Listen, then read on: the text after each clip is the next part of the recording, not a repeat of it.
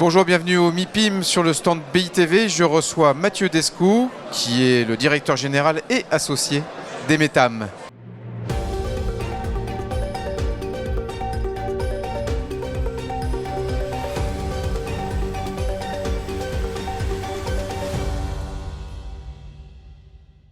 Bonsoir Gaël. Mathieu, bonjour.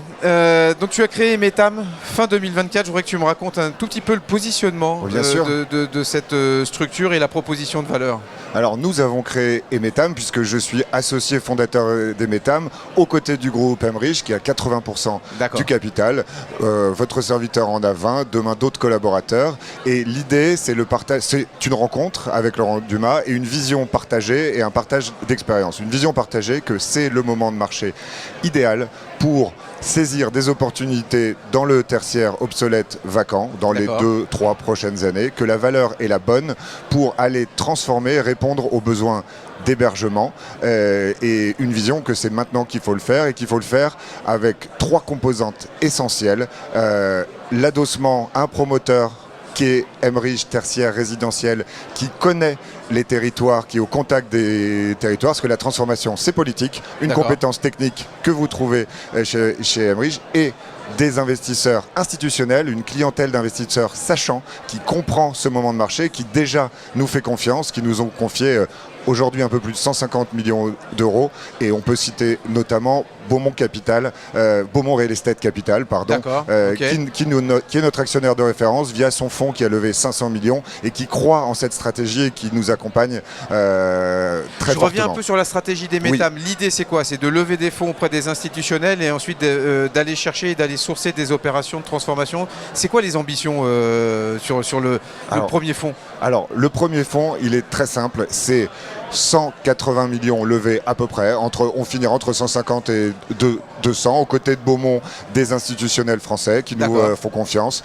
L'idée c'est de se positionner, d'acheter du tertiaire et de créer environ 3500 logements projetés dans les années à venir et on a 3 ans pour investir cet argent. D'accord, ça va se concrétiser comment très clairement sur les premières opérations? D'abord, c'est combien d'opérations quand on a autant d'equity? Je suppose qu'on rajoute un peu de levier?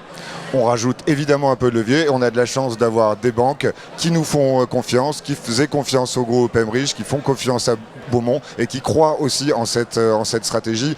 Et oui, on met la moitié de levier, donc c'est pas mal d'opérations. Ouais. Ça va être entre 20 et 30 opérations. On ne se fixe pas de limite. Une opération moyenne, c'est autour de 20 millions de prix. La situation, ça va être beaucoup en Ile-de-France parce qu'on va chercher les zones tendues, là où le besoin d'hébergement est très important.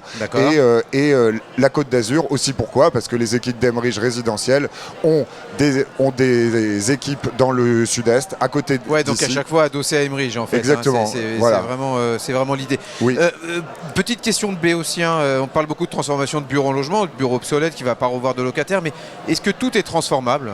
Alors, il faut passer quand même pas mal d'immeubles au tamis. Il y a toujours ce débat sémantique sur la transformation. Transformer toujours quand on peut le faire. Mais nous, on voit les valeurs. Aujourd'hui, on oublie les valeurs tertiaires pour se focaliser sur une valeur foncière. Voilà. Ce qu'on achète, c'est des immeubles de bureaux, mais ce qu'on va regarder, c'est la suite. Donc, est-ce que la compatibilité de la valeur d'acquisition permet, dans un marché raisonnable, avec des prix de sortie raisonnables, de créer de l'hébergement?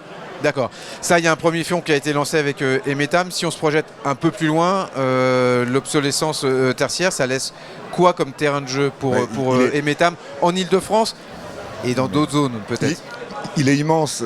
Les chiffres, on les connaît tous. Les 6 millions, 7 millions qui deviendront 10, 12 millions de mètres carrés vacants. Ouais. Vous rajoutez à ça une étude très intéressante sur l'argent qu'il faudrait pour remettre ces immeubles au goût du jour. Rien qu'en Europe, c'est 360 milliards. Donc, il est évident qu'il y a une destruction. Le fonds 1, avec Beaumont, l'ambition, c'est de déployer vite à des bons prix de marché, de créer ce logement. Et aujourd'hui, notre chance, c'est grâce à ces investisseurs, nous sommes cash, donc nous pouvons nous positionner sans quasiment aucune condition suspensive, donc nous pouvons arriver, acheter les immeubles et prendre le temps de la transformation. Donc l'ambition, c'est de faire un fonds 1 et puis de s'adapter au marché, de continuer si le marché est encore là, mais on ne voit pas de retournement sur le marché du bureau. On le sait, il est polarisé, le bureau n'est pas mort, mais beaucoup de bureaux vont forcément disparaître. Donc s'il y a un fonds 1, il y aura un fonds 2, un fonds 3, ouais. Et on verra bien ensuite.